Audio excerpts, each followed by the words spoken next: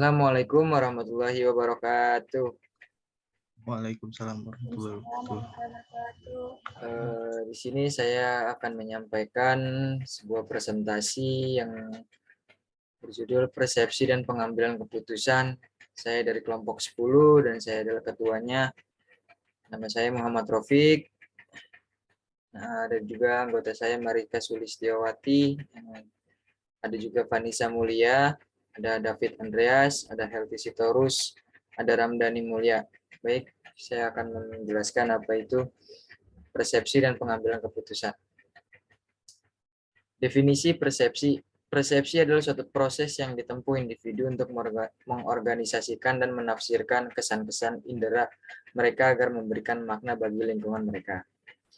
Persepsi menjadi penting karena kebiasaan seseorang lebih didasarkan pada persepsi yang mereka rasakan dibandingkan dengan kenyataan yang ada.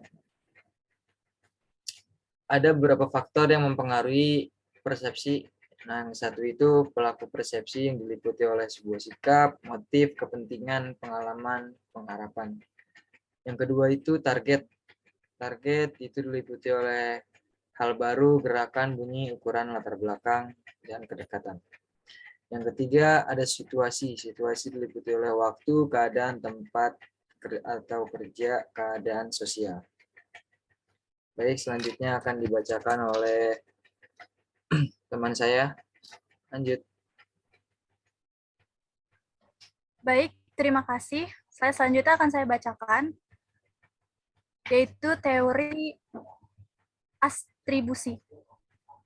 Teori atribusi memiliki macam-macam, yaitu yang pertama ada konsensus. Konsensus adalah derajat kesamaan reaksi orang lain terhadap stimulus atau peristiwa tertentu dengan orang yang sedang kita observasi.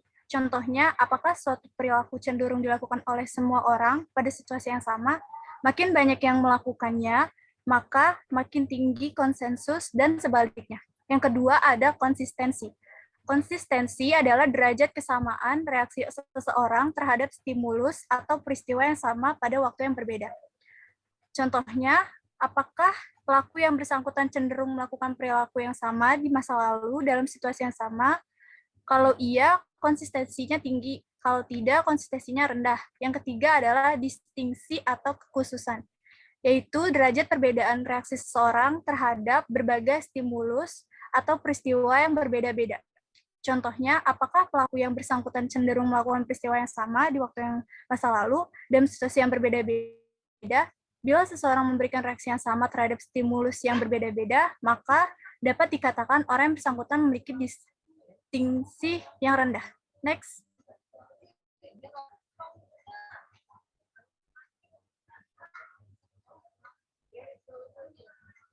Next slide. Yes.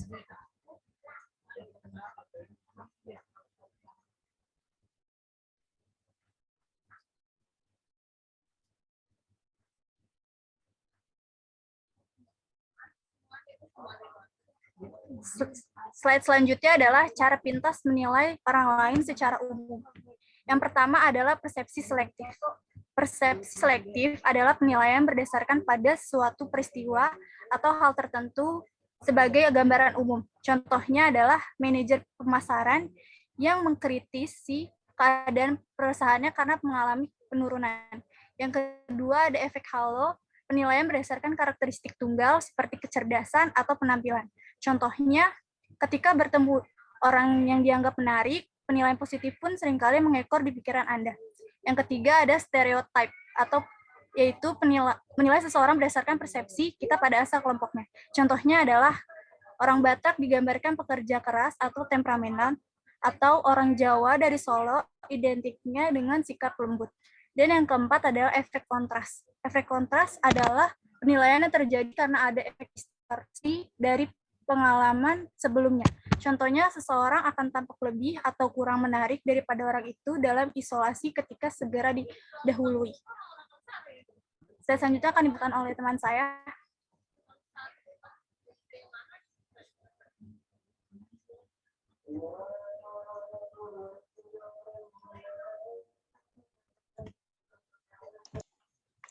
Penilaian penggunaan cara pintas dalam sebuah organisasi. Orang-orang dalam sebuah organisasi selalu melakukan penilaian terhadap satu sama lain dalam banyak kasus. Penilaian kita memiliki konsekuensi penting bagi organisasi. Berikut cara dalam menilai orang lain di dalam sebuah perusahaan. Yang pertama, wawancara kerja. Yang kedua, ekspektasi kerja. Dan yang ketiga, evaluasi kinerja. Next. Pengambilan keputusan.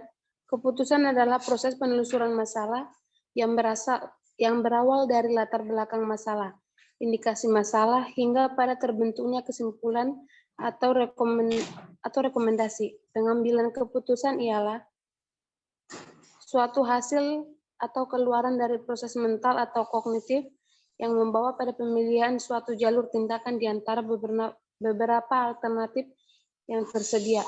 Selanjutnya akan dibacakan sama teman saya, Anissa.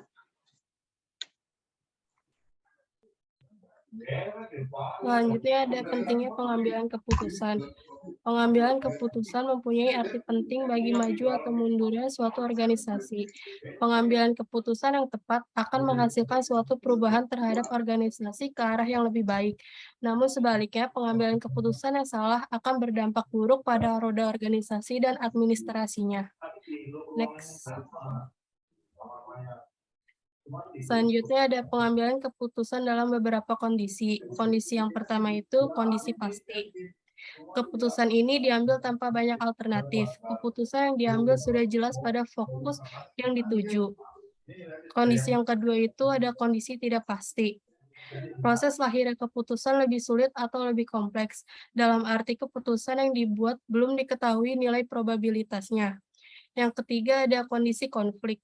Keputusan yang diambil akan menimbulkan dampak yang mungkin saja akan merugikan salah satu pihak. Selanjutnya.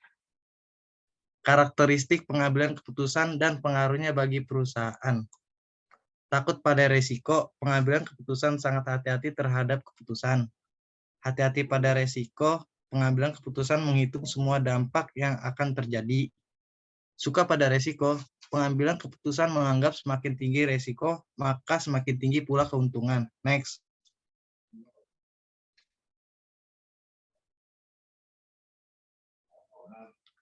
Tahap-tahap pengambilan keputusan.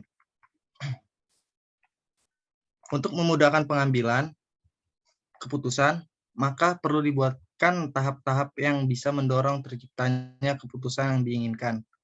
Mengidentifikasi masalah tersebut secara jelas dan gamblang.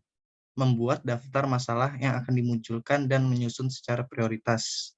Melakukan identifikasi dari masalah tersebut bertujuan memberikan gambaran yang tajam dan terarah secara lebih spesifik, menetapkan masalah pada kelompok masing-masing, memastikan kembali bahwa alat uji yang dipergunakan telah sesuai dengan prinsip dan kaidah yang berlaku. Next.